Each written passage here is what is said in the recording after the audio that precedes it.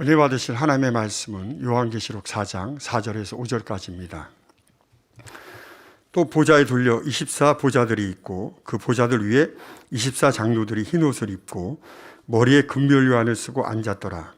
보좌로부터 번개와 음성과 내성이 나고 보좌 앞에 7 등불 켠 것이 있으니 이는 하나님의 7 영이라. 임마누엘 성가대의 찬양과 니스 오케스트라의 연주가 있겠습니다. 백신 후유증으로 온몸의 피를 다 쏟아서 결국 죽을 수밖에 없는 상황에서 목자의 본능으로 출혈이 멈추고 새 삶을, 새로운 생명을 주시어서 영광 돌리게 해주신 우리 좋으신 아버지 하나님께 모든 감사 영광을 돌리겠습니다. 당장의 설교 요한계시록 강의 32번째 귀한 말씀 들으시겠습니다.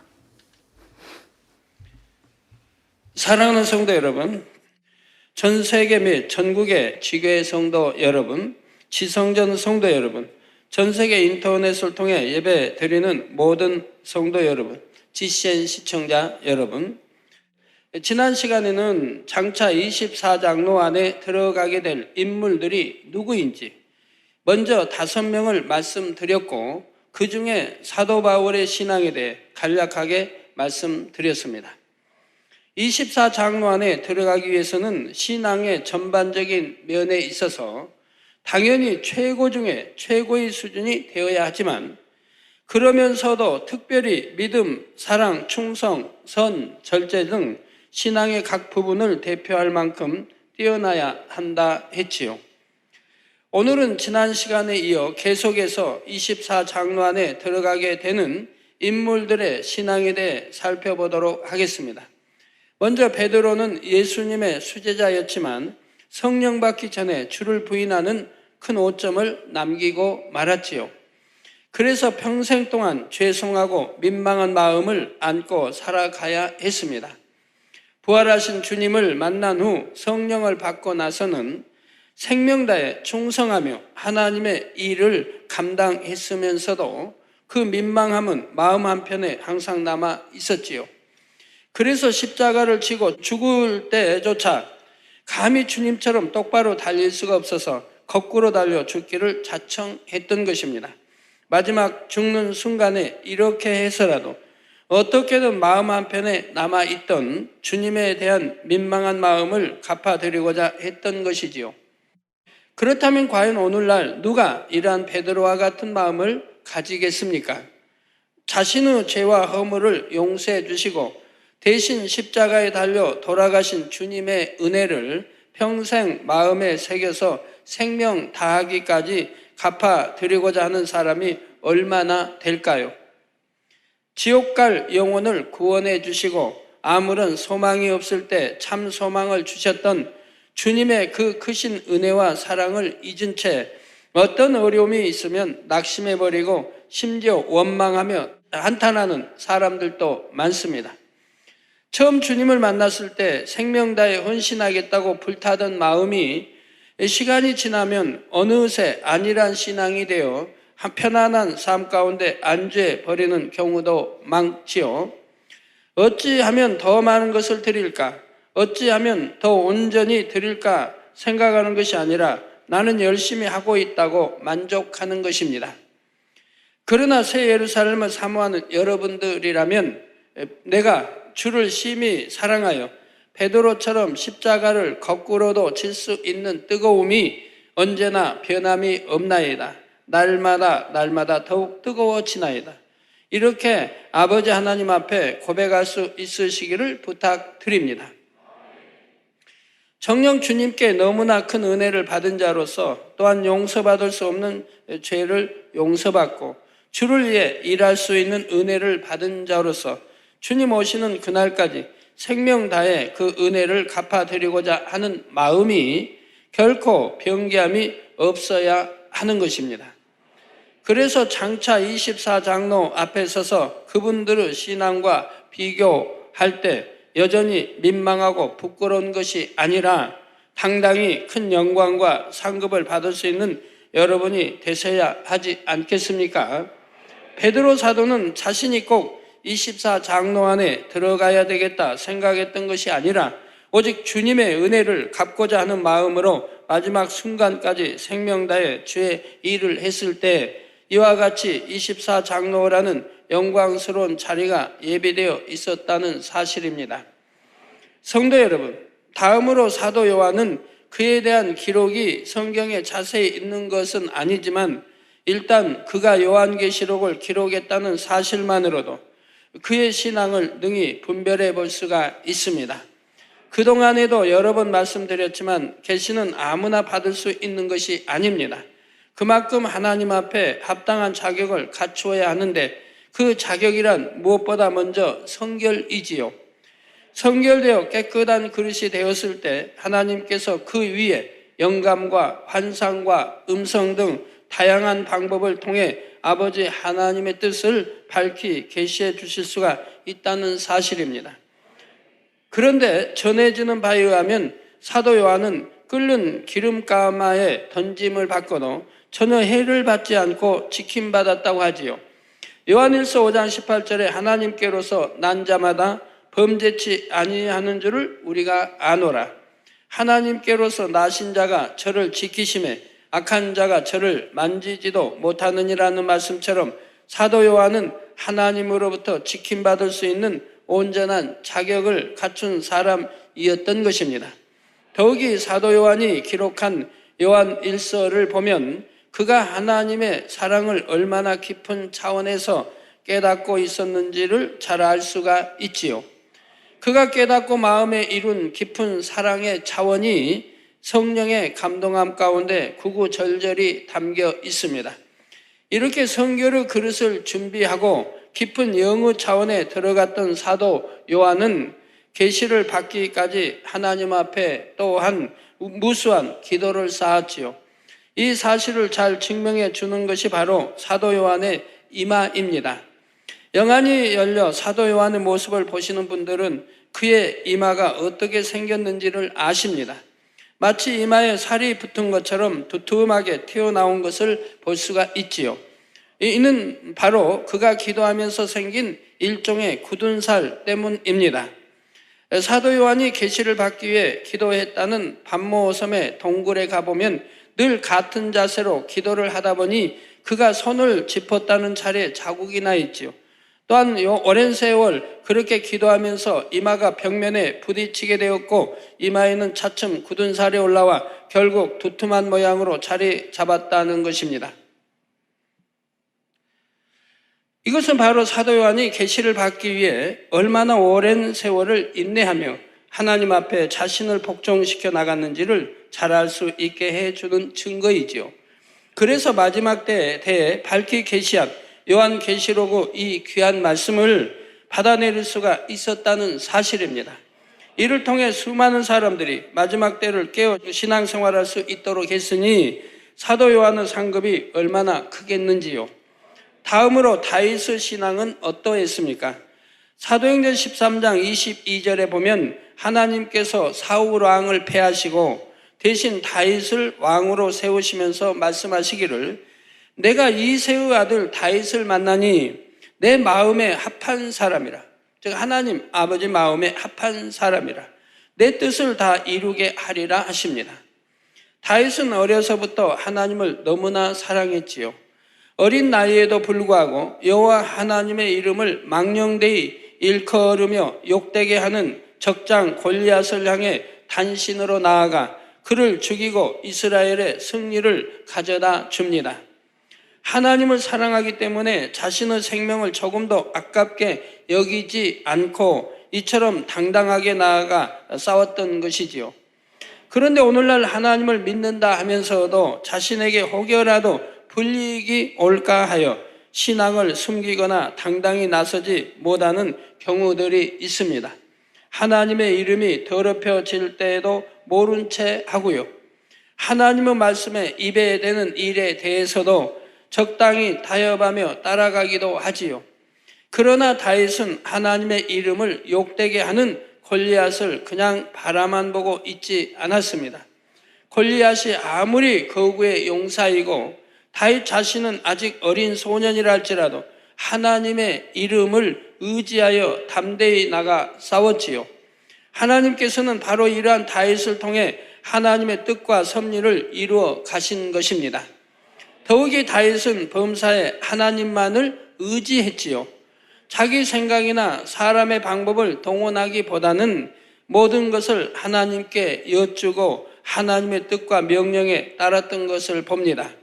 어려서부터 전쟁터에서 잔뼈가 굵어온 다윗이었지만 전쟁을 할 때도 자기 경험과 지식에 의지하기보다는 전적으로 하나님께만 의지했지요.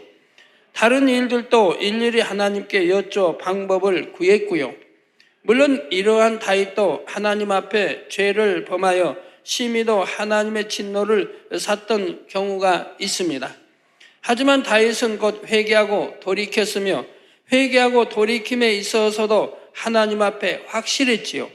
자신의 범죄함을 즉시로 인정하고 회개했으며 그로 인해 겪어야 하는 보응도 겸비함으로 잘 통과해 나갔던 것입니다. 이 밖에도 다윗은 왕의 신분임에도 불구하고 하나님의 법궤를 모셔오게 된 것을 기뻐하며 백성들 앞에서 춤까지 추었습니다. 사람은 눈치를 보는 것이 아니라 여호와 하나님 앞에 기뻐하심이 되기만 한다면 자기의 위치나 체면 같은 것은 아무런 문제가 되지 않았던 것이지요. 과연 오늘날 나라의 지도자가 된 사람이 사람들의 시선이나 자기 체면 같은 것은 생각지 않고 이처럼 하나님 앞에 영광 돌리며 기쁨이 될 수 있는 사람이 얼마나 되겠습니까? 갈라디아서 1장 10절에 이제 내가 사람들에게 좋게 하랴, 하나님께 좋게 하랴, 사람들에게 기쁨을 구하랴. 내가 지금까지 사람의 기쁨을 구하는 것이었다면 그리스도의 종이 아니니라는 말씀처럼 우리는 오직 하나님을 기쁘시게 해야 합니다. 그러기 위해서는 어떤 상황, 어떤 환경 가운데서도 하나님의 뜻을 쫓아야 하는 것이고요.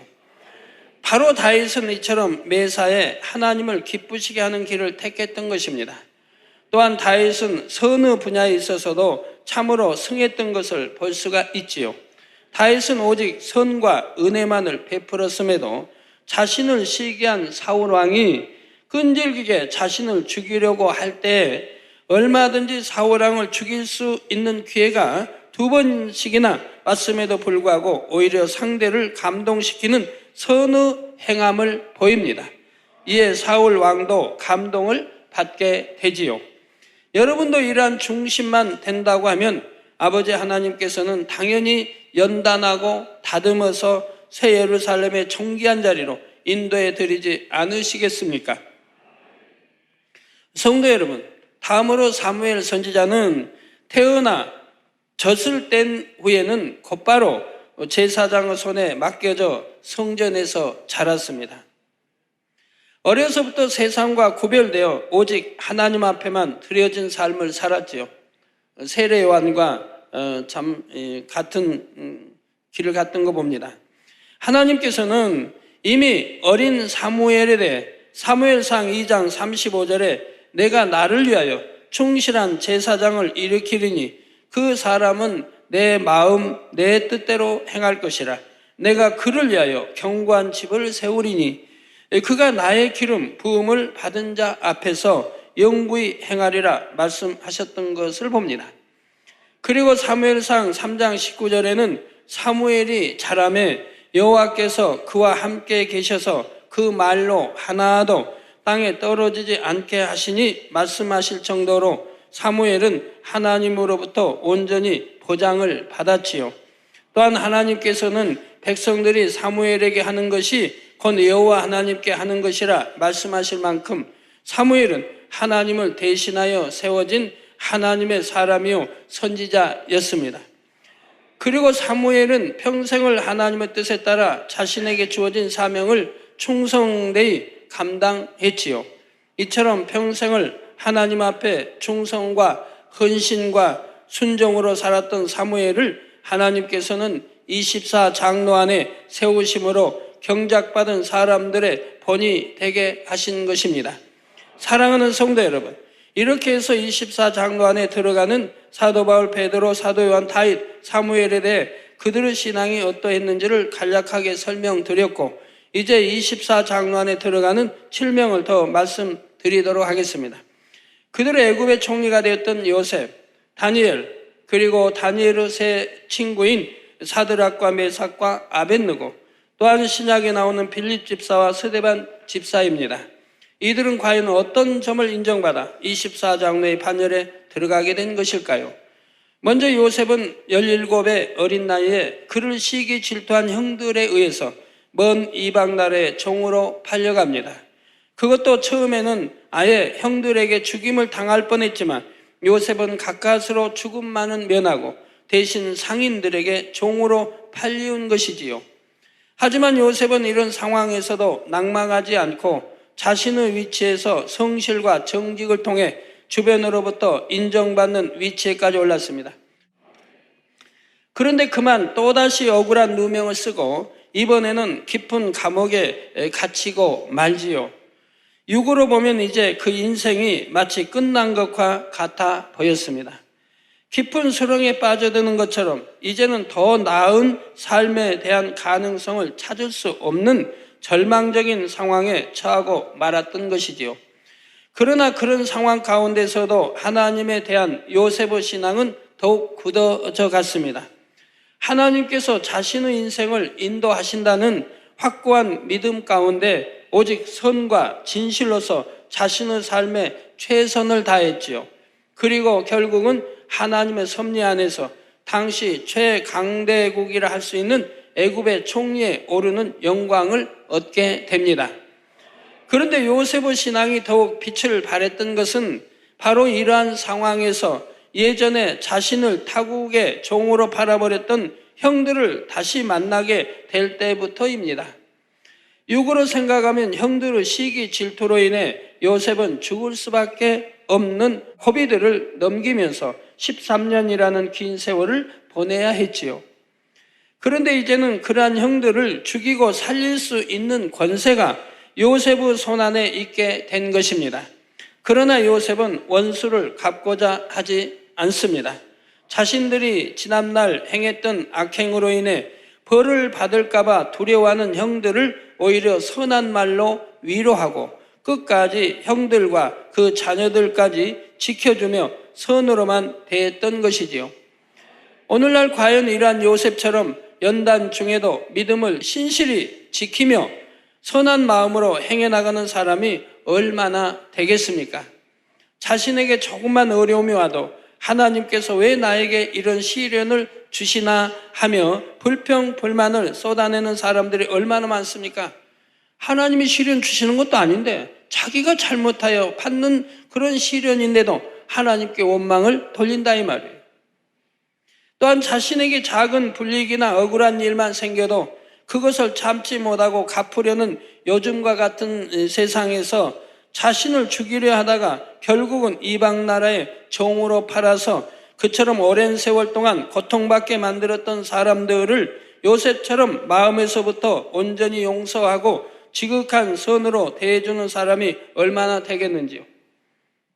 자, 물론 그들이 요셉의 형들이기는 했지만 엄밀히 말하자면 자신과는 어머니도 다른 이복 형들이었는데 말입니다. 성도 여러분, 오늘날은 많은 사람들이 선하게 살면 오히려 손해라는 생각을 가지고 있다고 합니다. 그러나 정말 요셉과 같이 마음의 온전한 선을 이루어 오직 선으로만 행해 나간다면 공의 가운데 역사하시는 하나님께서는 결코 손해가게 하지 않으시며 오히려 축복으로 반드시 갚아주신다는 사실입니다. 다음으로 다니엘과 세 친구들의 신앙에 대해 함께 살펴보겠습니다. 그들은 어떠한 상황에서도 즉 죽음의 위협 앞에서도 결코 타협하지 않는 신앙의 절개를 보여주었지요. 이는 꼭 큰 시험 앞에서만 타협하지 않는 신앙을 보인다는 의미가 아닙니다. 그들의 신앙이라면 아무리 작고 사소한 것이라도 하나님의 뜻에 어긋나는 것이라면 조금의 미련 없이 과감히 끊을 수 있는 것입니다. 그러므로 그들의 신앙과 비교하여 여러분 자신은 과연 얼마나 타협하지 않고 진리 안에서 지켜 행했는지를 돌아봐야 하지요. 이제까지 여러분은 하라, 하지 말라, 지키라, 버리라 하신 말씀들을 무수히 들었고 그대로 살고자 결단도 여러 차례 했을 것입니다. 그렇다면 결심한 것을 얼마나 지켰습니까? 나는 말씀대로 살고 싶어도 상황이 좋지 않아서 도무지 내가 원하는 대로 할 수가 없다고 하며 타협에 버리지는 않으셨는지요? 내가 이렇게 어려운 상황이니 하나님께서도 이 정도는 이해해 주시겠지 하며 적당히 타협하는 길을 택하지는 않았습니까? 당장 불 가운데 혹은 사자굴 가운데 던져지는 그러한 급박하고 어려운 상황 속에서도 믿음을 저버리지 않고 오직 진리의 말씀을 지켜 행하는 사람이라야 진정 천국에서도 그만한 영광의 자리에 들어갈 수가 있다는 사실입니다. 다음으로 빌립 집사는 믿음과 성령이 충만하여 초대교회의 7 집사 중에 하나로 뽑힌 사람입니다.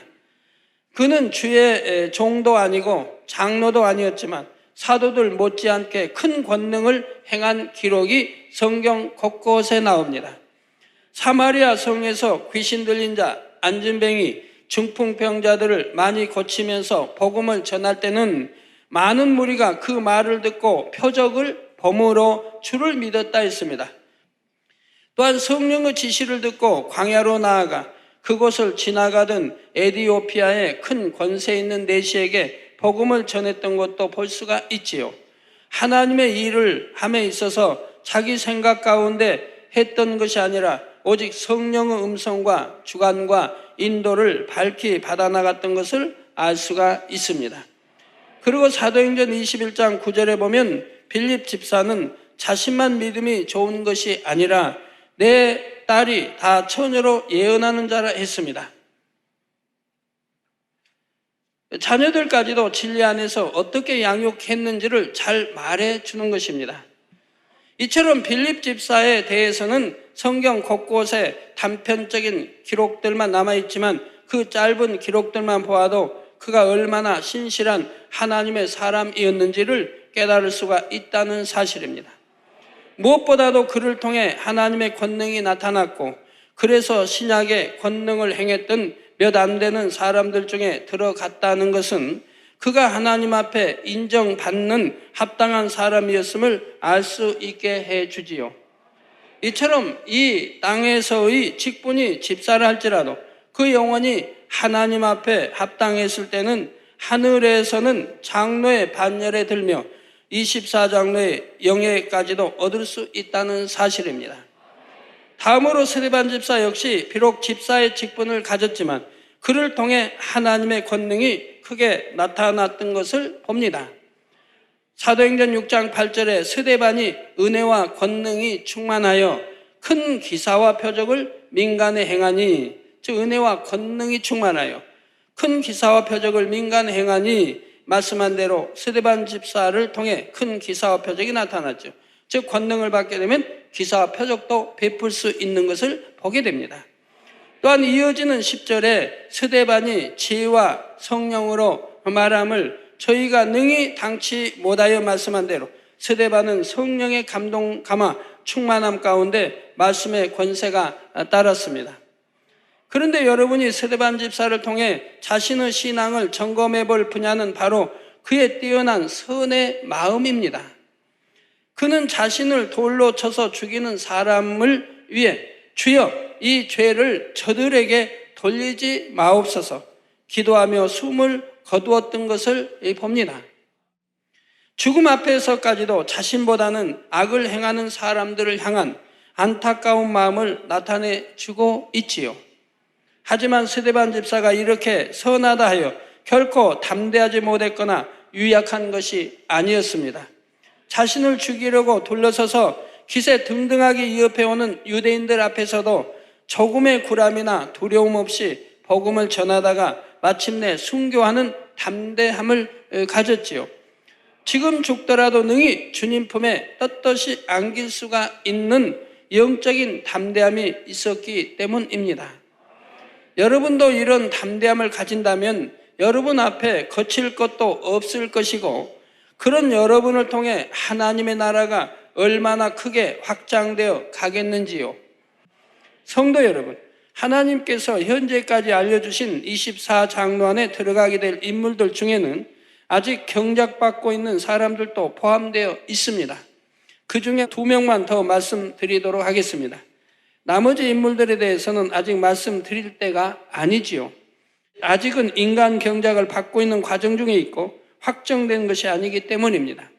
물론 예정하시는 하나님께서는 사도 바울의 중심을 보시고 이방인을 위한 그릇으로 택하셨다 하심과 같이 이들의 중심을 보시고 말씀하셨지요. 앞으로 남은 날들 동안 성결되고 충성하여 온전하게 나올 때 능히 그 자리에 들어갈 중심이라는 것입니다.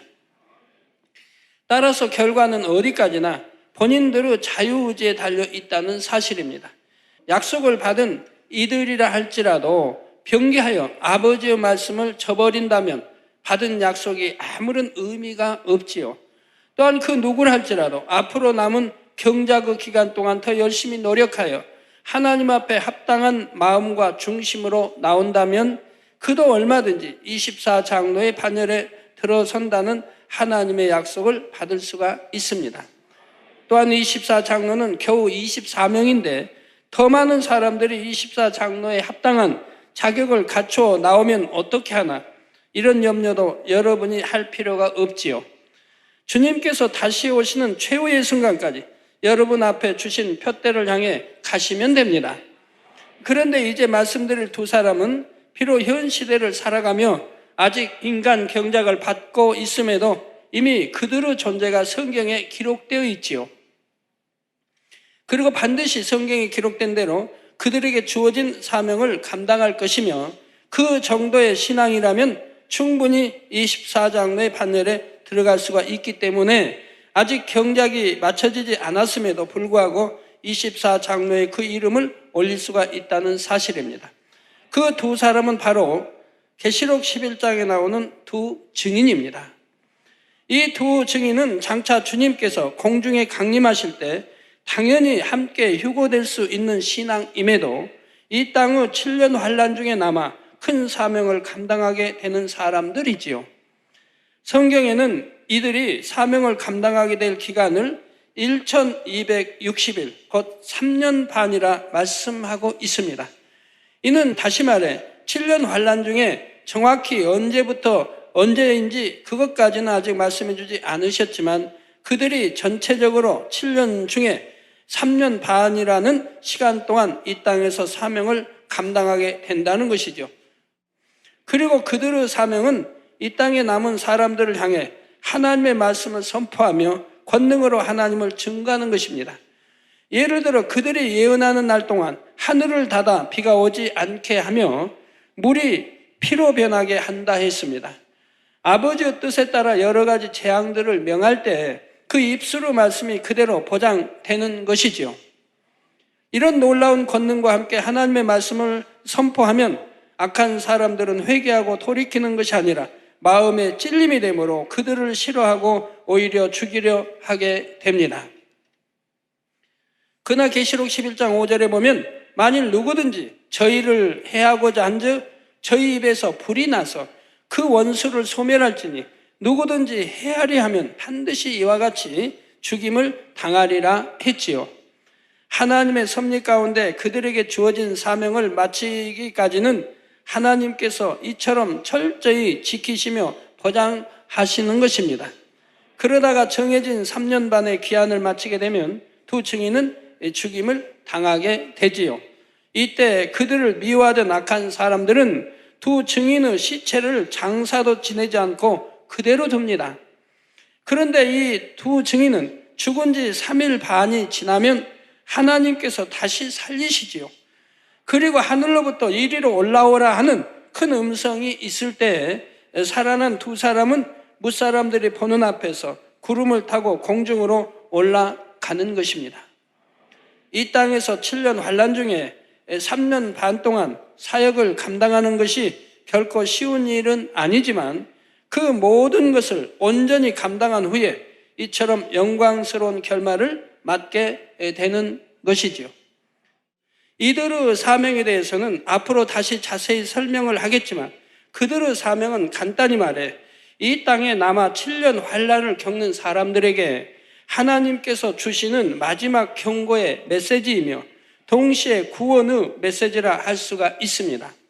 그나마 조금의 선이라도 남은 사람들은 앞으로 설명될 14만 4천 명의 전도자와 함께 외치는 이 두 증인의 소리를 듣고 마지막 구원의 기회를 잡게 되지요. 반면에 오히려 이 두 증인을 핍박하고 그들의 순교를 보며 즐거워하는 사람들도 있는데 바로 이러한 사람들은 하나님께서 주시는 마지막 경고조차도 무시함으로 결국 자신들이 얼마나 악한지를 스스로가 증명하게 되는 것입니다. 성도 여러분, 예전에는 여러분이 이처럼 성경에 기록된 두 증인에 대한 내용을 읽을 때 이런 말씀들이 너무나 신기한 말씀이며 여러분과는 동떨어진 일처럼 느꼈을 수도 있습니다. 그러나 성경에 예언된 이 두 증인은 바로 오늘날 어딘가에서 우리와 함께 호흡하며 살아가고 있다는 사실입니다. 이 두 증인은 이스라엘 민족으로서 현재 철저한 유대교의 신봉자들입니다. 그런데 그들 스스로는 아직 자신들이 앞으로 어떻게 쓰여질 것을 알지 못하고 있죠. 마지막 때의 주님의 두 증인을 이스라엘 민족 중에서 세우시는 것은 복음이 처음 시작된 이스라엘에서 복음의 사역을 마무리하기 원하시는 하나님의 섭리로 인한 것입니다. 이들은 온순한 양 같은 성품을 가졌으며 하나님 앞에 아름다운 중심을 가진 사람들로서 때가 되어 하나님께서 그들에게 예수 그리스도를 영접하도록 역사하시기 전까지는 유대교의 신앙을 철저히 고수하게 됩니다. 마치 사도 바울이 주님을 알기 전에는 유대교에 심히 열심을 내었던 것과 같지요. 그들은 중심에서 하나님을 지극히 사랑하기 때문에 나름대로는 자신들이 배운 유대교의 율법에 따라 철저히 행하며 살아가고 있는 것입니다. 하지만 그 마음에는 참된 하나님의 뜻과 진리에 대해 항상 갈급함을 갖고 있지요. 그러다 장차 때가 되어 성령의 불같은 역사를 체험하게 되면 그들은 그 선한 중심 가운데서 즉시 회심하여 주님을 영접하게 됩니다.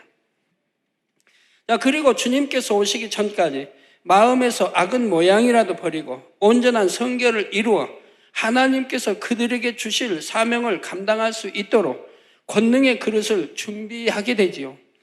마침내 공중에 주님이 강림하시고 구원받을 모든 성도들이 들림받을 때 이들 두 사람은 황량한 벌판과도 같은 이 땅에 남아서 주님의 뜻을 선포하게 됩니다.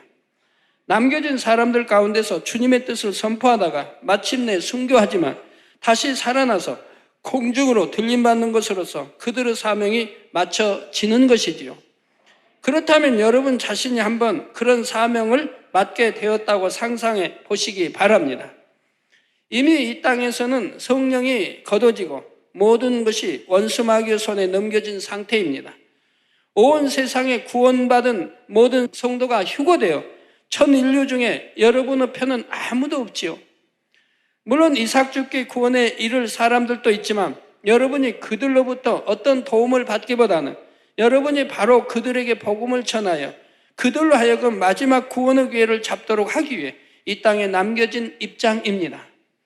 그런 가운데 전쟁과 자연재해로 온 세상은 점점 더 황폐해져 가고 마음에 화인 맞은 악한 자들이 여러분을 대적하며 죽이려 하지요. 그 속에서 3년 반씩이나 이 땅에 머물며 하나님의 뜻 가운데 외로운 영적 싸움을 하다가 결국은 순교해야 합니다. 마치 불타는 지옥의 한복판에서 홀로 주의 이름을 외치는 것과 같은 상황에 지옥 사자 같은 악인들 앞에 자신의 생명을 완전히 내어놓고 있어야 하는 것이지요. 이런 상황 가운데 오직 하나님만 의지하며 권능을 행하면서 사명을 온전히 감당하려면 그 신앙이 어떠해야 하겠습니까? 그러니 이들이 24장로안에 들어가는 것이 당연하지요. 성도 여러분, 이렇게 해서 24장로 중에 들어갈 14명에 대해 말씀을 드렸는데 말씀을 들으시면서 여러분도 한번 자신의 신앙을 그들과 비교해 보셨는지요? 24장로 안에 들어가는 사람들의 신앙에서 공통적인 점을 뽑아본다면 그 중심이 곧고 선하며 하나님을 지극히 사랑하고 어떤 순간에도 믿음을 지켰다는 점입니다. 절대로 좌우로 치우치거나 흔들림이 없었고요. 하나님의 뜻을 이루기 위해서라면 목숨도 아끼지 않았고 마음에 열심히 사랑을 이루었고요. 또한 뜨거운 열정으로 충성했으며 오직 하나님의 영광만을 위해 그들의 모든 것을 드렸지요. 각기 다른 시대에 각각 다른 환경에서 태어나고 자랐으며 서로 다른 상황에서 사명들을 감당했음에도 불구하고 이들의 신앙에는 이처럼 분명한 공통점이 있었다는 사실입니다. 그러니 장차 심판때가 되어 이 땅에서 경작받은 모든 사람들이 하나님의 보좌 앞에 섰을 때 그들이 어느 시대, 어느 나라와 민족, 어떤 환경과 조건에 있었는지와는 상관없이 24장로들의 신앙과 비교해 보면 결코 변명이나 핑계를 댈 수가 없지요. 하지만 꼭 그들의 신앙과 비교하여 부족한 것만을 드러내시기를 위해 하나님께서 24장로를 세우시는 것은 아닙니다. 여러분의 신앙이 24장로들의 신앙과 비교했을 때 얼마든지 칭찬과 영광을 받을 수도 있지요. 그들 못지않게 여러분도 하나님의 나라와 의를 위해 생명 다해 충성하고 헌신하며 마음과 뜻과 정성을 다해 하나님을 사랑했다면 24장로의 신앙과 비교하여 그만한 상급과 영광을 얻게 되는 것입니다. 그러므로 설령 지금은 비록 24장로들의 신앙과 비교해서 아직은 부족하다 해도 이제부터 24장로들의 신앙을 목표 삼아 열심히 달려가시기를 바랍니다. 어떤 사람들이 24장로에 들어가고 그들의 신앙은 어떠했는지를 알려주심으로 여러분도 그처럼 변화되기 위해 노력해 나갈 수 있도록 하셨다는 말입니다. 그러므로 여러분은 24장로들이 이루었던 의와 사랑과 선과 믿음 등을 신앙의 푯대 삼아 반드시 이룰 수 있기를 주님의 이름으로 축원합니다. 성도 여러분, 오늘 본문에 보면 24장로들이 흰옷을 입고 큰 면류관을 쓰고 보좌 위에 앉았다 했습니다. 천국에 가면 모두가 흰옷을 입게 되는데 굳이 여기서 흰옷을 입었다 말씀한 것은 그들이 아버지 하나님 앞에 얼마나 깨끗하고 성결되었는가를 의미하는 것이지요.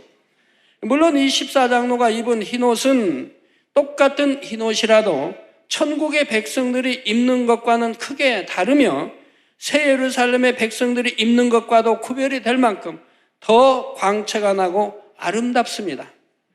또한 24장로들에게 주어지는 금면류관에는 그들이 하나님 앞에 죽도록 충성하고 하나님의 나라를 위해 눈물 뿌려 기도했으며 마음 다해 하나님을 사랑했다는 의미가 담겨 있지요.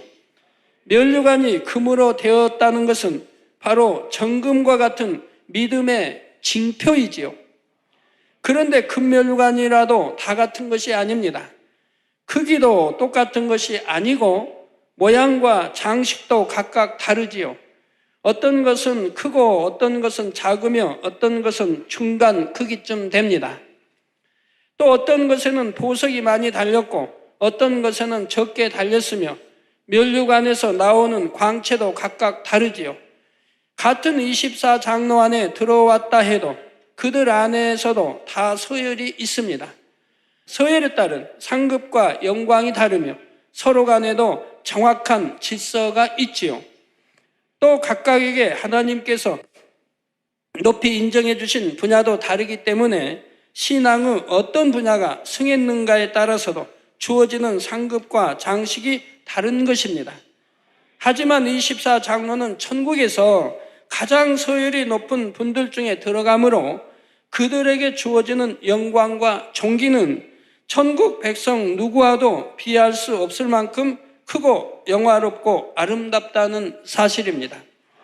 이제 이어지는 본문 5절에 보면 보좌로부터 번개와 음성과 내성이 나고 보좌 앞에 7 등불 켠 것이 있으니 이는 하나님의 7 영이라 했습니다. 하나님의 보좌로부터 번개와 음성과 뇌성이 나온다 했는데 이는 곧 빛 가운데 소리를 머금고 계셨던 태초의 하나님의 모습을 나타내지요. 물론 지금은 빛과 소리의 형태가 아니라 하나의 형상을 입고 계시지만 그 근본 속성은 그대로 담겨 있습니다. 그래서 빛과 소리로서 역사하실 수가 있으며 여기에는 바로 하나님의 이음과 권능이 그대로 담겨 있지요. 또한 하나님의 보좌로부터 나오는 번개와 음성과 내성은 1, 2, 3 하늘의 모든 것이 아버지 하나님께 속했으며 모든 것을 운행하는 이치가 다 아버지 하나님으로부터 나왔다는 의미를 담고 있습니다. 그러므로 1 하늘에서 천기를 움직이는 것도 기사를 펼치는 것도 다 아버지 하나님의 권능에 속한 것이지요. 이제 후반절부터는 다음 시간에 계속해서 살펴보도록 하겠습니다. 사랑하는 성도 여러분, 사도 요한은 그의 영이 분리되어 하나님의 보좌 앞에 가서 그곳에 있던 24 장로들을 보게 되었습니다. 그런데 시간상으로 보자면 사도 요한이 계시록을 기록할 당시에는 아직 24 장로가 확정된 것이 아니었지요. 이미 정해진 분들도 있지만 24 장로가 완전히 확정되는 것은 장차 주님의 공중 강림과 동시에 이 땅에 인간 경작이 맞춰지는 순간입니다. 물론 두 증인은 그 이후에도 이 땅에 남아서 사명을 감당하게 되지만 두 증인은 예정하시는 하나님의 섭리 안에서 이미 24 장로에 정해져 있으므로 실질적으로는 구원받은 하나님의 자녀들이 휴거되면서 인간 경작이 맞춰짐과 동시에 24 장로가 확정되는 것입니다. 그런데도 사도 요한은 아직 인간 경작이 맞춰진 것도 아닌 때에 이미 24 장로가 전부 보좌에 앉은 것을 보았지요. 그렇다면 24 장로가 이미 벌써 다 정해져 있다는 말일까요? 사도 요한은 분명히 24명을 다 보았으니 말입니다. 모든 것을 다 아시는 하나님께서 이처럼 사도 요한에게 보여주셨다는 것은 결국 24 장로가 다 정해졌다는 의미일까요? 그렇지 않습니다. 아직 24 장로가 다 정해진 것은 아니라는 사실입니다. 이미 다 정해졌다면 그 안에 들어가지 못한 사람은 아무리 노력해도 더 이상 소용이 없지 않겠습니까? 그러므로 전에도 말씀드렸듯이 사도 요한의 영이 24 장로를 다 볼 수 있었던 것은 시공간을 초월하여 먼 미래 하나님의 보좌 앞에서 펼쳐질 상황을 미리 보고 있기 때문입니다. 하나님께서는 물론 공의 가운데 역사하시지만 마음에 원하시는 대로 얼마든지 시간의 흐름을 조절하여 앞으로 되어질 일을 현재처럼 보게 하실 수가 있지요. 그러므로 누구든지 이제부터라도 노력하여 합당한 자격만 갖추게 되면 그는 분명히 24 장로 안에 들어갈 수가 있습니다. 이것이 바로 하나님의 예정이지요.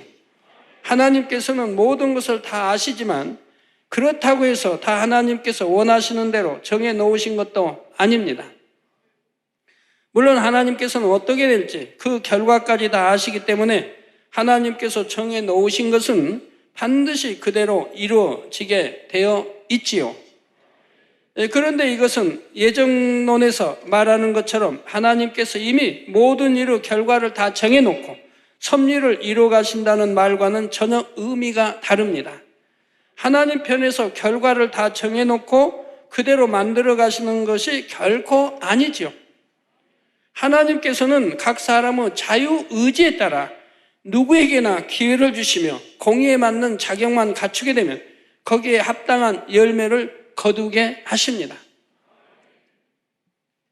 그렇지만 하나님께서는 모든 것을 아심으로 각 사람이 자유의지 가운데 어떻게 행해 나갈지까지도 아시지요. 결과까지도 미리 아실 수가 있는 것입니다. 그래서 그 결과에 맞게 하나님의 섭리를 정해 놓으실 수가 있으며 이렇게 해서 정해 놓으신 것은 반드시 이루어지지요. 그렇다 하여 하나님께서 섭리를 이루시기 위해 임의로 개입하셔서 사람의 자유의지를 거스려 어떤 일을 만들어 가시는 것은 아닙니다. 모든 것은 각 사람의 자유의지에 따라 스스로가 이루어 나가게 되는 것이지요. 성도 여러분, 지금 이런 말씀을 드리는 이유는 이제부터라도 정녕 마음 중심에서 각오하여 새 예루살렘의 영광을 위해 달려가시라는 것입니다. 아직 인간 경작의 시간이 남아있으므로 하나님을 뜨겁게 사랑하고 하나님의 나라를 위해 생명 다해 충성한다면 여러분에게도 큰 영광이 예비되어 있지요. 더욱이 여러분은 앞으로 얼마 남지 않은 시간이지만 본재단이 세계 선교와 대성전 건축의 사명을 이룸에 있어서 여러분만 그릇 준비되어 있다면 얼마든지 큰 역할을 감당할 수가 있습니다. 이때 그릇 준비란 바로 영의 사람이 되는 것이지요. 영이 아니면 안 된다는 것을 이제는 여러분 스스로도 너무나 잘 느끼실 것입니다. 그러므로 더욱 신속히 영으로 온영으로 이루셔서 여러분을 통해 마음껏 하나님의 일들이 이루어지기를 주님의 이름으로 축원합니다. 들으신 말씀 생각하시면서 합심해서 기도하겠습니다. 사랑과 은혜가 풍성하신 아버지 하나님, 오늘 24장로에 대한 귀한 말씀으로 은혜를 주시니 감사를 드립니다. 아버지 베드로, 또 사도 요한, 다윗, 사무엘, 또 아버지 요셉과 다윗, 아버지 다니엘과 세 친구, 또 두 증인 스데반, 빌립사까지 아버지 앞에 참으로 온전한 믿음을 선하고 걷고, 또한 지극히 하나님 사랑 악은 모양도 부리고 선결되며 또 자식 부족함과 허물이 있을지라도 철저히 회개하고 부족함을 채워서 온전한 자리로 이루었던, 또 생명대에 충성하며 믿음을 지켰던 자들이 그와 같은 자리에 들어갔다고 했습니다. 우리 모두 소망 가운데 정골도 침노하며 온전한 모습을 이루어서 24장로의 반열에까지 들어갈 수 있는 아버지 만민의 모든 성도들에게 축복해 주시고 인도해 주옵소서. 감사하며 우리 주 예수 그리스도 이름으로 간절히 기도하옵나이다. 아멘. 당의자님의 환자 기도를 받으시겠습니다. 아픈 곳이나 연약한 곳에 손을 얹고 기도 받으시고, 아프지 않으신 분들은 가슴에 손을 얹고 마음의 소원을 위해 믿음으로 기도 받으시기 바랍니다. 할렐루야. 전능하신 사랑의 아버지 하나님, 이 시간 기도 받는 모든 성도님들 위해 안수하여 주옵소서. GCN과 인터넷과 화상을 통해 기도받는 지교회와 지성전, 그리고 전 세계 하나님의 자녀들 위에도 시공간을 초월하여 역사하여 주시기를 원합니다. 믿어지는 믿음을 주시고 부정적인 생각과 의심의 세력을 물리쳐 주옵시며 모든 시험 환난도 물리쳐 주옵소서. 머리부터 발끝까지 오장육부, 뼈, 마디마디, 온몸의 신경, 조직, 세포 등 아픈 곳마다 성령의 불로 태우시고 근본의 빛으로 역사하여 주옵소서. 예수 그리스도의 이름으로 명하노니 원수마귀 사단, 모든 질병, 균, 연약함아 물러가라. 빛이 임하라. 모든 불치, 난치병도 성령의 불로 태워 깨끗하게 역사하여 주옵소서. 말라리아를 비롯한 모든 풍토병도 물리쳐 주옵소서. 감기, 기침, 열, 몸살, 독감 등 각종 유행성 질병도 다 물러가라. 어떠한 유행성 질병, 균도 틈타지 않게 지켜 주옵소서. 위암, 폐암, 간암, 유방암, 자궁암, 대장암, 피부암 등 각종 암과 에이즈, 백혈병, 뇌졸중, 고혈압, 저혈압, 심장병, 폐병, 위장병, 당뇨, 부인병, 피부병, 갑상선 질환과 모든 염증도 깨끗게 하여 주옵소서. 소아마비, 중풍, 관절염, 디스크도 온전케 하여 주옵소서. 요통, 두통, 신경통을 비롯한 모든 통증은 사라질지어다. 간질, 자폐증, 우울증, 조울증, 노이로제 등 모든 정신질환도 물러가라. 모든 마비된 것도 풀어지고 일어나 걷고 뛸지어다. 눈도 잘 보이게 하옵시고 귀도 잘 들리게 하여 주옵소서. 소경은 눈을 뜨고 기머거리는 들으며 벙어리는 말할지어다. 각종 사고, 후유증도 깨끗게 하시고 부러진 뼈도 붙여 주옵소서. 화상 입은 것도 온전케 하옵소서. 화기야 물러가라. 열도 물러가라. 아버지 흉터도 나지 않게 역사해 주시기를 원합니다. 마약을 비롯하여 각종 약물과 독극물 중독도 깨끗함을 입을지어다. 죽은 신경과 세포가 살아나며 죽은 자도 살아나게 하여 주옵소서. 잉태의 축복도 주시기를 원합니다. 잉태 축복을 받으라. 예수 그리스도의 이름으로 명하느니 원수마귀 사단아, 하늘 공중 곳에 잡은 악의 영들아 물러가라. 그의 사자들도 물러갈지니라. 이 땅의 악한 영, 더러운 영, 거짓되고 간사한 영, 이간질하고 미혹하는 모든 어둠들은 물러가라. 모든 흉악의 결박을 풀고 어둠아 물러가라. 빛이여 임하라. 아버지 하나님, 부르짖어 기도할 수 있는 능력을 주시고 죄를 버리고 성결될 수 있는 능력을 주옵소서. 영혼이 잘됨같이 범사에 잘되게 하시고 가정의 복음화도 이루어 주시기를 원합니다. 한 주간도 모든 사고와 재앙으로부터 지켜주시고 불통이 없는 형통한 삶을 살 수 있도록 축복해 주옵소서. 성령의 불담으로 천군 천사와 주님의 불꽃 같은 눈동자로 모든 하나님의 자녀들과 가정, 일터, 사업터를 지켜주시기를 원합니다. 학생들에게 지와 명철을 더하시고 공부도 할 수 있는 뜨거운 마음과 열정도 더하여 주옵소서. 마음과 생각을 세상에 빼앗기지 않도록 지키시고 하나님을 뜨겁게 사랑하는 학생들로 축복하여 주옵소서. 하나님의 자녀들이 먹으나 마시나 입으나 무엇을 하든지 하나님 앞에 영광 돌리는 삶이 되게 축복하여 주시기를 원합니다. 나는 하나님을 만났노라, 체험했노라, 응답 받았노라, 축복 받았노라, 간증하는 입술이 되게 역사하여 주옵소서. 아버지 하나님 감사합니다. 홀로 영광 받으옵소서. 우리 주 예수 그리스도의 이름으로 기도하옵나이다. 아멘.